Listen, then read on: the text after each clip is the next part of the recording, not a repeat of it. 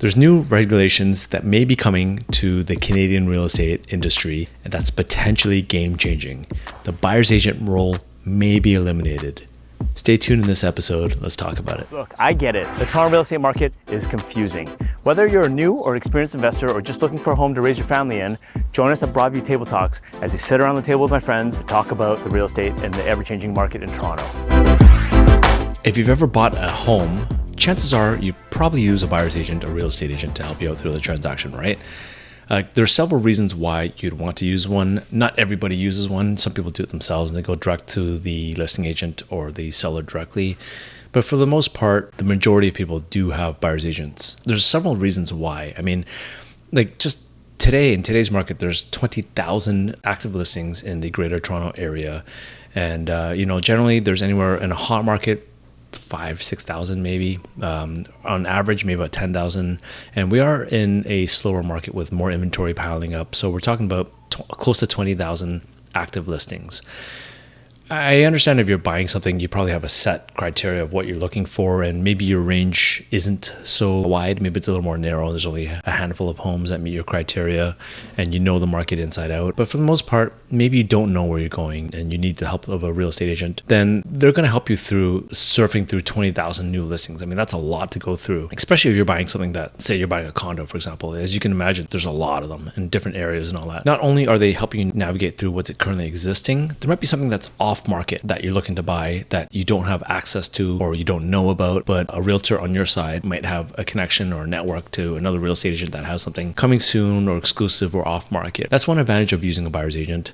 Another one could be that you're using them for local knowledge, right? Like they know the ins and outs of a particular street, for example, or a particular building, and they know what to avoid, what not to buy. I mean, I personally had a client that almost bought Ice Towers. No offense to anybody at Ice Towers, but they almost bought there until I told them the ins and outs of why people are avoiding that building for current residential use. You might also use a real estate agent or a buyer's agent to help you purchase something because they'll be able to help you with evaluating what the past comparables are. Like not all houses are exactly the same, not all properties are the same. So there might be minor nuances in why a particular property sold at the price it sold. Basically help you appraise the property, and they kind of know what the market tells you of what that property sold for. They might also help you with things like conditions or contingencies, as you call it in the US. There might be a reason why you need to have a condition of financing, or maybe you don't want to have it, or maybe a condition of inspection or a status certificate review, or maybe some other weird condition that the buyer might have or the seller might have. You could help bridge the gap there. And then also buyer's agents help with negotiation skills. So obviously that's one of the main reasons why you hire one. You might get ripped off if you go directly to the seller's agent, or there might be some ethics that goes into the whole thing. That might be an issue of why you would want to have somebody representing you on the buyer's side. Also, there's a lot of unknowns that can happen in the transaction. For example, there's some pitfalls or roadblocks that might come up. The reason why you'd want to hire one is because it comes down to the experience of that real estate agent. That's essentially what you're paying for at the end of the day. And the last thing I would say is that,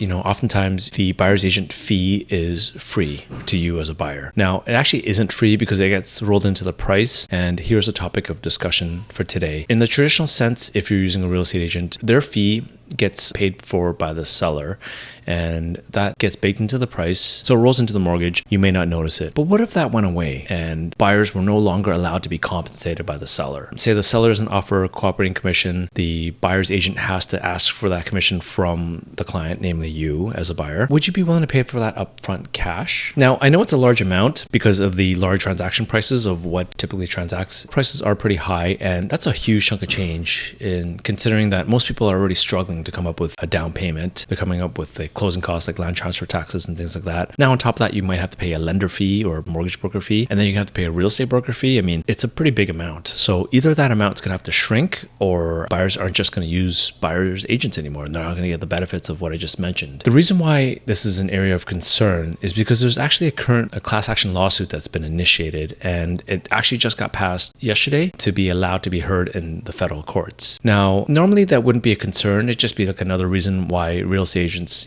people don't like us to begin with, right? But those that know the value of what a real estate agent can help you with really do understand and appreciate it. But if that fee has to be paid for by you out of your pocket, that's going to be a big issue. In the States, I believe I think there's a handful of real estate boards out there. That's what the National Association of Realtors encompasses all of them. Kind of like how in Canada we have the Canadian Real Estate Association, or CREA for short. That kind of covers the provincial boards, and below the provincial boards you have the municipal boards. So you have the Toronto Real Estate Board.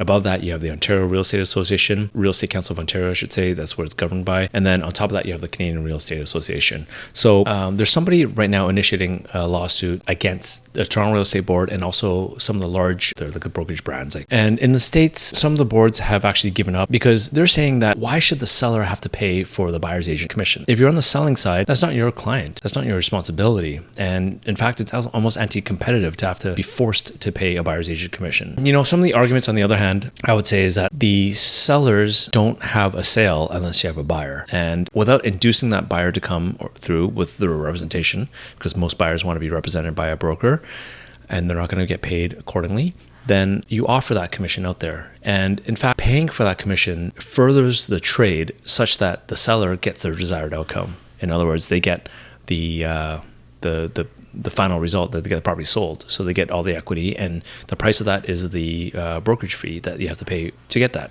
But I guess the argument is that you shouldn't be forced to pay it. And if they win, then potentially the class action lawsuit from all these other top name brokerages and the municipal boards, or in the case of the US, they're going to be forced to pay up compensation for anybody that's transacted in the past, I believe 10 years or 10, 13, 12 years, something like that. In Canada, the case that's going forward is that anybody after 2010 that's paid a commission for the buyer's agent might be entitled to commission if it goes through. Now, the big keyword is if it goes through. The big win for the class action lawsuit is that, first of all, it's going to be heard. It's not going to be thrown out. So at least it'll be heard. But there's still a chance that it could get dismissed. The Canadian Real Estate Association for sure is going to be fighting it. The Toronto Real Estate Board as well going to be fighting it. All the regional brands, all the national brands are going to be fighting it as well too. So I don't know if it's going to be heard or not. I just know that in the US, RE/MAX just they settled on a settlement of $55 million for that class action lawsuit because they didn't want to go through the complications of the trial. And I think two or three of the real estate boards in the US have also done the same as well too. That's not the majority, and the National Association of Realtors in the US is still going to fight class action lawsuit, and they're going to put money behind it. And potentially same thing might happen in Canada and Toronto as well too, but it remains to be seen what's going to happen. And one thing I know in all my years of existence is that there's always going to be change. Change is inevitable. You should embrace change. If you're a realtor, you should embrace change. It's just going to be a new way of doing business. And if you're helping somebody sell a home, then I just don't see how competitive it would be if you don't offer a cooperating commission, because essentially you're asking people to not be represented and come to you direct, or you're asking the people that come with you through brokers to have the buyers pay the brokers directly, which is a large cost, and they're probably not going to be able to. So that's going to be really messy as well too. We'll see what unfolds over the next few months or years, and I think in a couple of years things definitely will change. But I can't just see all transactions being happened online. I mean, I guess it happened with the car industry with, let's say, for example, Tesla, right? When you buy a car online, you just click online, you buy and you pay for it, and that's what you get. If you buy new directly from the manufacturer, that's the only way to buy them. There's no dealers. Like, you could go to the dealership now, but like back then, mainly you're buying online, and there's no way to negotiate. And even now, there's no way to negotiate with Tesla, really. The people that you're talking to in the stores, they can't really help you with anything. And when you're buying used from them, same thing. But if you're buying used directly from a potential seller, then you can negotiate face to face. But you can't do it online, which is it's kind of hard to do that. There's no real platforms that I know of that you can do like a bid and ask or anything like that. And I just don't see a high value transaction, like a high ticket item like real estate, being able to be transacted online. I think having the brokerage model with the buyer's agent and the seller's agent to kind of negotiate and bring a deal together is most likely the most efficient way to get a deal done, because sellers want the highest price, buyers want the lowest price, obviously, and somehow we just bridge that gap. And it's not just splitting the difference in the middle either, as you know from Chris Voss's book.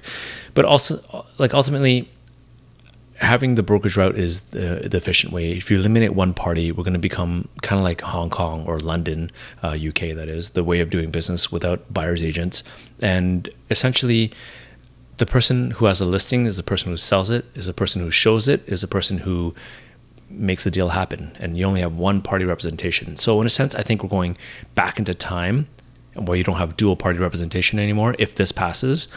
And I think that's a bad thing for our industry, and it's a bad thing for buyers ultimately, And I don't think it's going to be a good thing for sellers. Maybe it might be. I mean, because if you hire somebody to sell your home, their duty is to you first and foremost, and they're going to try to get you the highest price possible. And if you're a regular person, a regular person who doesn't do this on a day-to-day basis, you don't know the ins and outs of all the things I just mentioned, all the benefits of having a buyer's agent. So how are you going to navigate that without being ripped off, right? So that's the challenge I see in our industry. Again, let's see what happens. Stay tuned. I'll keep you up to date with our latest news in the industry, and we'll see what happens going forward. Talk soon. Add it up. Thanks for sticking out to the very end. I hope you got some value out of this. Do me a favor, please press like and subscribe, but more than anything, leave me some feedback so we know what to produce for you going forward. Thanks again.